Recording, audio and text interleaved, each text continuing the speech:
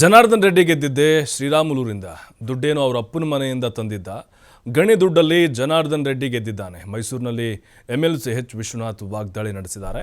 ಶ್ರೀರಾಮುಲು ವಾಲ್ಮೀಕಿ ಸಮುದಾಯದ ಒಬ್ಬ ನಾಯಕರಾಗಿದ್ದಾರೆ. ಶ್ರೀರಾಮುಲುಗೆ ಅವ್ರ ಬಗ್ಗೆ ರೆಡ್ಡಿ ಹೀಗೆಲ್ಲ ಮಾತನಾಡಬಾರ್ದು. ವಾಲ್ಮೀಕಿ, ದಲಿತ, ಹಿಂದುಳಿದ ವರ್ಗಗಳಿಂದ ರೆಡ್ಡಿ ಗೆದ್ದಿರೋದು. ಲಘುವಾಗಿ ರಾಮುಲು ಬಗ್ಗೆ ಮಾತನಾಡಬಾರ್ದು ಅಂತ ವಿಶ್ವನಾಥ್ ಹೇಳಿದ್ದಾರೆ. ರೆಡ್ಡಿ ಯಾರಿಂದ ಗೆದ್ದಿದ್ದು? ರಾಮುಲಿನ ಗೆದ್ದಿದ್ದು. ರೆಡ್ಡಿ ದುಡ್ಡು ಓಟು ನಮ್ಮ ವಾಲ್ಮೀಕಿ ಸಮಾಜದ್ದು. ಈಗ ಬಳ್ಳಾರಿ ಅಂತಂದ್ರೆ ನಮ್ಮ ವಾಲ್ಮೀಕಿ ಸಮಾಜ ಹೆಚ್ಚಿದೆ. ವಾಲ್ಮೀಕಿಗಳು, ಕುರುಬರು, ದಲಿತರು ಈ ಥರ ಜಾಸ್ತಿ. ಇವ ರೆಡ್ಡಿ ನಾನೇ ಇವನ್ನ ಬೆಳೆಸ್ದೆ ಅಂತಂದ್ರೆ ಹಿಂಗೆ ನಿಜಾಪ ನಿನ್ನ ದುಡ್ಡು ಯಾವುದು? ಏನು ನಿಮ್ಮ ಪಾಪನ ಮನೆದ ಗಣಿ ದುಡ್ಡು ಕೊಟ್ಟೆ. ರಾಮುಲು ಆ ಒಂದು ಸಮಾಜದ ನಾಯಕ.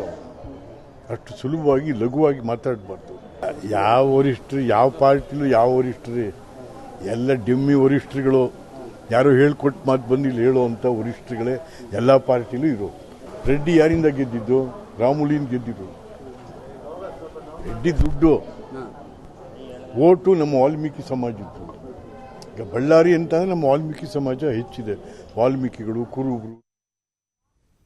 ಹೈಕಮಾಂಡ್ ವಾರ್ನಿಂಗ್ ಬೆನ್ನಲ್ಲೇ ಸೈಲೆಂಟ್ ಆದ್ರ ಸತೀಶ್ ಜಾರಕಿಹೊಳಿ. ನಾನು CM ಆಗ್ತೇನೆ ಎಂದು ಹೇಳಿಲ್ಲ, ನಾನು CM ಅಭ್ಯರ್ಥಿ ಎಂದು ಹೇಳಿದ್ದೇನೆ ಅಷ್ಟೇ. CM ಮಾಡೋದು ಬಿಡೋದು ಹೈಕಮಾಂಡ್ ಜವಾಬ್ದಾರಿ.